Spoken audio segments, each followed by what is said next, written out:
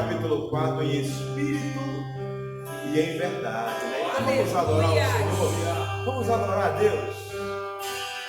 Vamos adorar a Deus. Vamos adorar a Deus.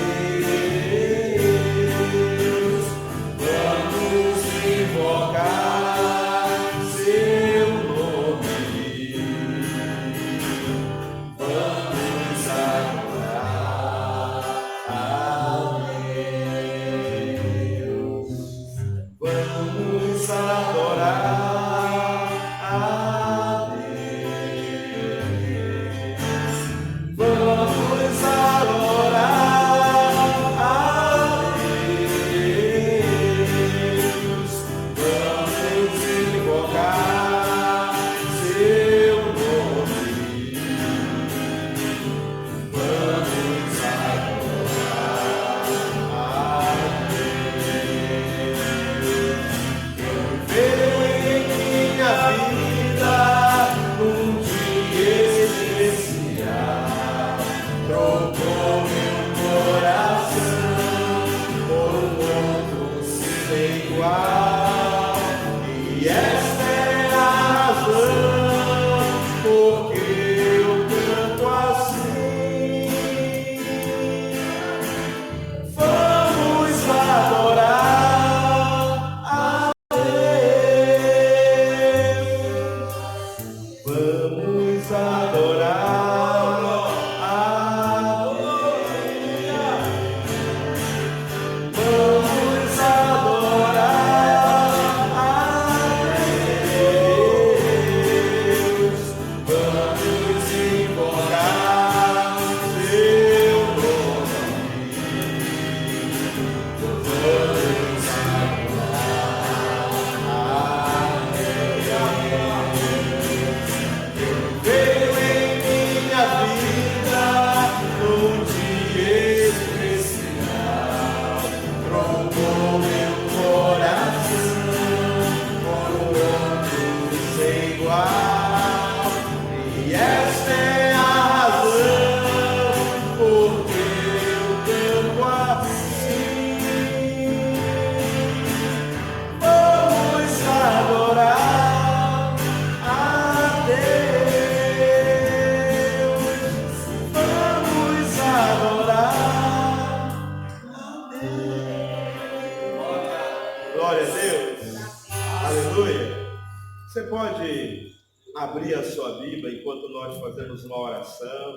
Eu queria pedir para a apóstola Raquel fazer essa oração. Que o Senhor venha realmente falar aos nossos corações de uma forma tremenda, uma forma poderosa. Em nome de Jesus, apóstola. Graça e paz, queridos, vamos orar. Pai querido e maravilhoso, como é bom, Senhor, meu Deus, estar na tua casa. Obrigada, Senhor, pela sua presença. Obrigada, Senhor, porque o Senhor faz parte de nós e nós fazemos parte do Senhor. Obrigada, Senhor, por todos os teus benefícios na nossa direção. Senhor, eu te agradeço, meu Deus, porque nós estamos aqui, Senhor, para te adorar, pois tu és o único digno da nossa adoração. Te suplico, Senhor Deus, que o Senhor mais uma vez venha abençoar a cada um dos nossos discípulos. Que o Senhor venha abençoar, Senhor Pai, a casa dos teus filhos, Senhor meu Deus, para que o teu anjo de cura, para que o teu anjo, Senhor Pai, da paz, possa estar sobre aquele lugar. Derrama da tua paz, derrama da tua alegria, Senhor meu Deus, sobre o teu povo. Que eles possam a cada dia confiar no Senhor, crer que o Senhor é aquele que tudo pode. Obrigada, Senhor, porque o Senhor é o nosso pastor. Obrigada, Senhor Deus, porque nada nos falta, porque o Senhor está conosco. Em nome do Senhor Jesus, somos gratos ao Senhor por tudo. Amém. Glória a Deus. Abra sua Bíblia no livro de Hebreus. No capítulo 3, no versículo 7, eu vou ler para os irmãos assim. Assim, pois, como diz o Espírito Santo, hoje, se ouvirdes a sua voz, não endureçais o vosso coração, como foi na provocação do dia da tentação no deserto, onde os vossos pais me tentaram, pondo-me à prova, e viram as minhas obras por 40 anos. Por isso me indignei contra essa geração e disse: estes sempre erram no coração, eles também não conhecem os meus caminhos. O versículo 12 diz assim: tendo cuidado, irmãos, jamais aconteça haver em qualquer de vós perverso coração de incredulidade, que vos afaste do Deus vivo. Pelo contrário, exortai-vos mutuamente cada dia, durante o tempo que se chama hoje, a fim de que nenhum de vós seja endurecido pelo engano do pecado. O versículo 17 diz assim: e contra quem se indignou por 40 anos, não foi contra os que pecaram, cujos cadáveres caíram no deserto, e contra quem jurou que não entrariam no descanso, senão contra os que foram desobedientes. Vemos, pois, que não puderam entrar por causa da incredulidade. Diga assim: Pai, fala comigo nesta noite, em nome de Jesus. Amém. A palavra diz que Deus, ele tem algo para nós aqui poderoso, que não é para endurecer o coração. Então hoje é tempo realmente de voltar o coração para Deus. O diabo, durante muitas tentativas, tentou parar a igreja do Senhor, tentou parar o próprio Senhor. Mas o que acontece? Nós estamos aqui para dizer que a igreja não vai parar. Vamos caminhar e vamos vencer em nome de Jesus. Deus, ele tinha liberado o povo de Israel do Egito e colocou o povo de Israel numa rota de conquista. Eles vão agora para a terra prometida, mas o que acontece? Havia um caminho a enfrentar, um caminho de deserto. O deserto, eles tinham que vencer o deserto. O que é esse tempo? É o tempo da provação. É o tempo, então, que eles precisavam realmente ser alimentados pelo Senhor, e o Senhor os alimentava com o maná diariamente. O Senhor os guiava com a coluna de fogo, com a nuvem de glória. O Senhor abençoava aquele povo, ou seja, o caminho, ele deveria durar talvez alguns meses, mas aí o que acontece? Eles têm que atravessar agora pela Transjordânia, e o resultado é, por não terem condições de enfrentar os amalequitas e os cananitas, eles procuram as distâncias maiores, e eles começam então a caminhar no deserto. O deserto era um tempo só, um tempo de preparação. Preparação o quê? Das nossas emoções, preparação para fortalecimento, preparação de purificação, preparação para intimidade com Deus. Então nós temos que entender isso, que todo deserto é uma preparação. Talvez nós estejamos passando agora um tempo de preparação. Deuteronômio, no capítulo 8, no versículo 2, a palavra diz assim: recordar-te-ás de todo o caminho pelo qual o Senhor teu Deus te guiou no deserto, estes 40 anos, para te humilhar, para te provar, para saber o que estava no teu coração, se guardavas ou não os seus mandamentos. Então era o tempo da provação. E aí o resultado, havia ali, no meio daquele povo ali, uma decisão a ser tomada. Ou eles iam andar pelo deserto e morrer no deserto, ou eles iriam se fortalecer para conquistar a terra da promessa. Então, quando chega o tempo da dificuldade, da tribulação, da adversidade, do deserto, ou a gente morre, ou a gente se fortalece para vencer as adversidades. Ou seja, a pergunta que cabe para nós hoje é: o que você vai fazer no deserto? No período agora da dificuldade, o que você vai fazer? O que nós vamos fazer? O povo ali, ele foi tomado de uma incredulidade muito grande. O povo de Israel foi tomado de uma cegueira espiritual, e o resultado foi, eles foram colocados ali realmente em uma situação muito difícil. O diabo começou a derrubar a cada um deles. Deuteronômio, no capítulo 28, no versículo 15, diz assim: se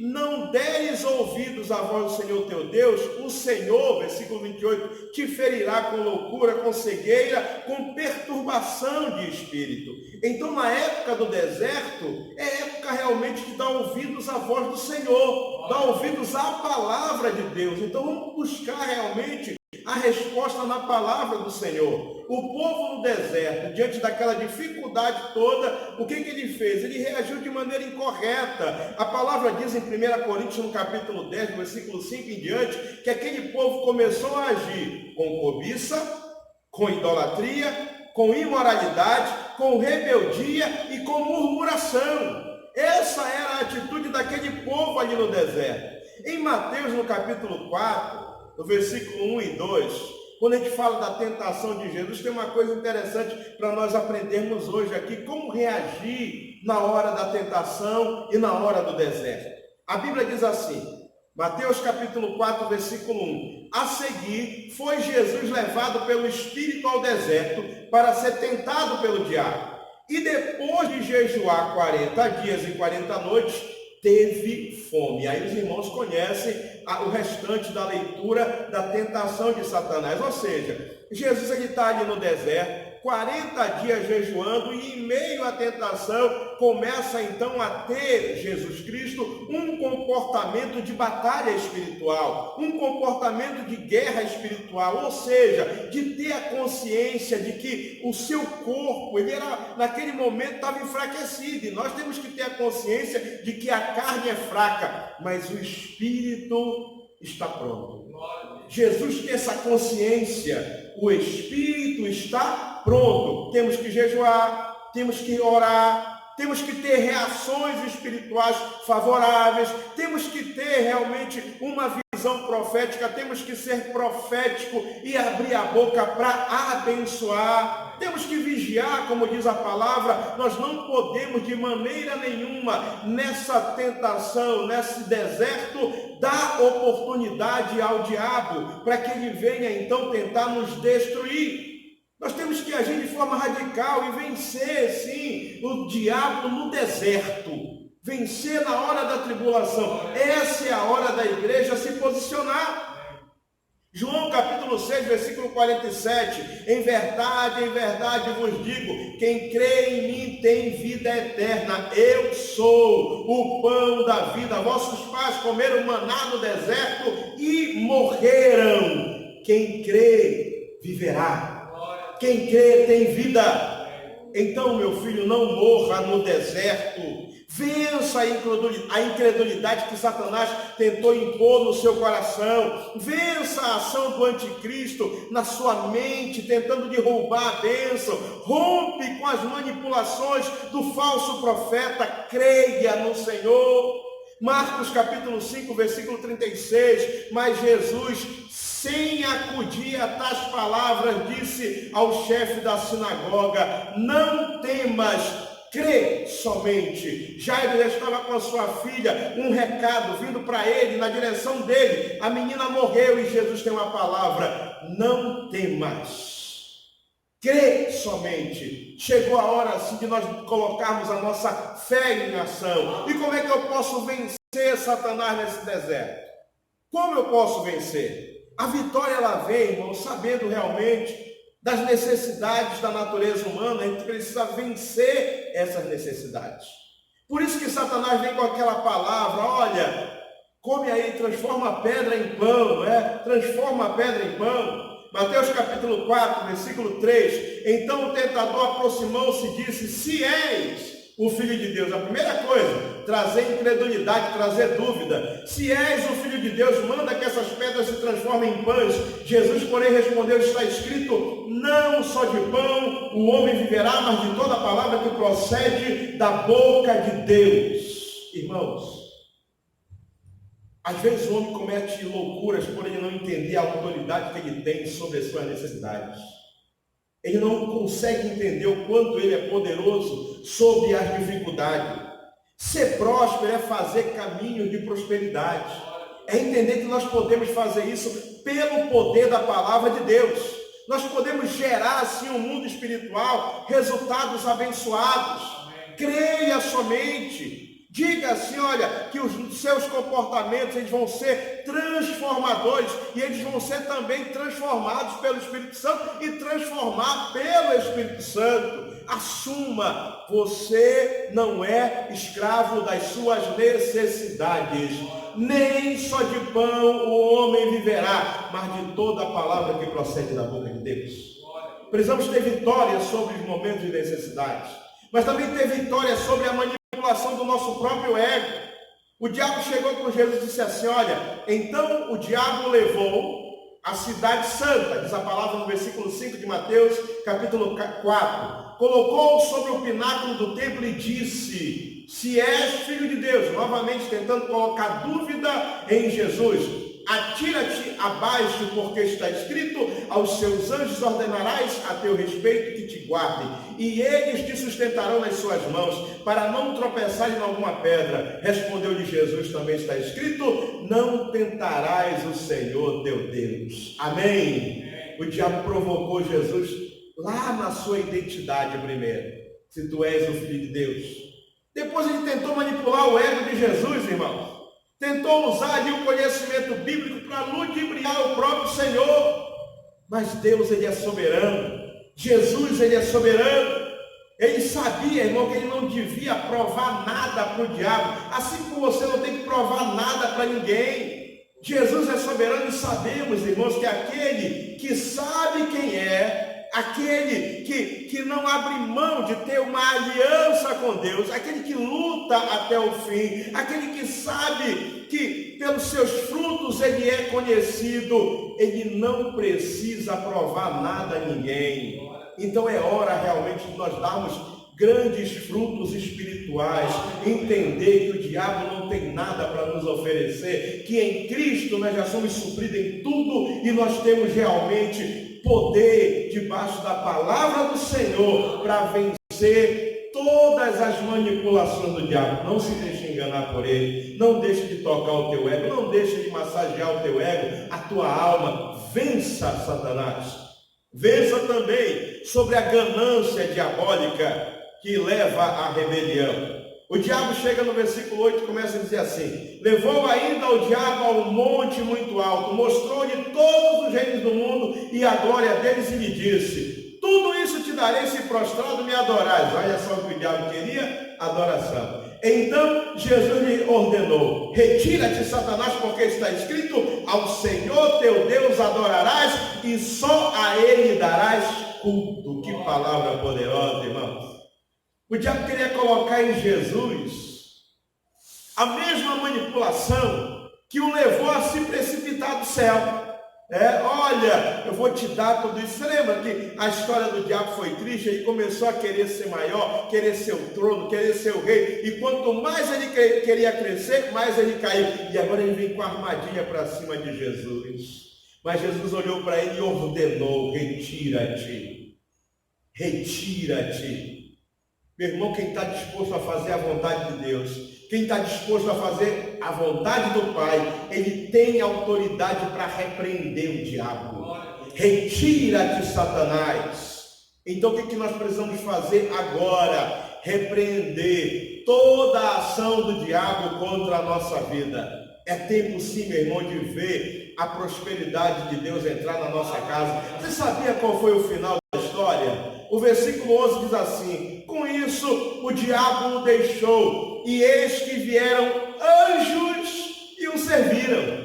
Anjos vieram servir a Jesus. Que coisa maravilhosa, irmãos. Deus tem para aquele que vence as tentações do diabo, sim, vitória e prosperidade. Deus também tem para nós um novo tempo, irmãos, um tempo de viver o crescimento da sua obra, viver uma obra maravilhosa em nós e através de nós. Veja bem, o povo de Israel, 40 anos de deserto.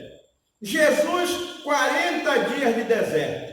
Para cada dia, um ano. O que eu aprendo com isso aqui? Que Deus, irmãos, ele tem uma obra muito grande para a nossa vida.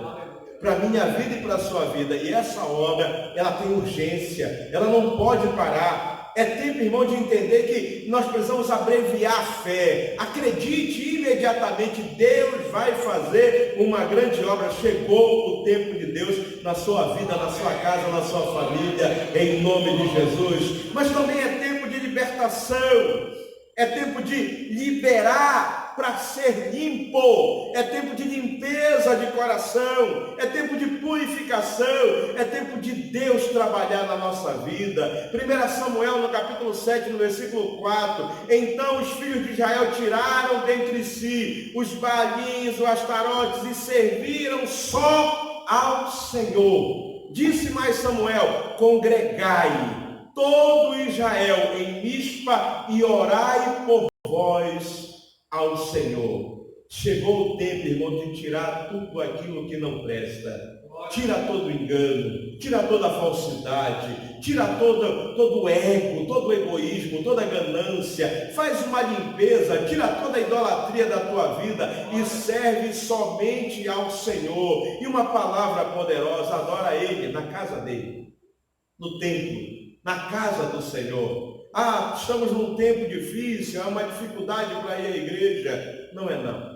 Creia no Senhor, Ele vai lhe abençoar. Vai abençoar a sua casa, vai abençoar a sua vida. Tá? Não queremos aqui que você seja irresponsável numa época de crise e ser irresponsável com a sua família. Cuide da sua casa, mas cuide da sua casa. Não use de forma nenhuma de armadilhas do inimigo para te auto-sabotar e deixar de congregar na casa do Senhor. Chegou o tempo da nossa vitória. Chegou o tempo de mostrar para Satanás que quem manda é Jesus Cristo. A Ele todo louvor, toda honra, toda glória.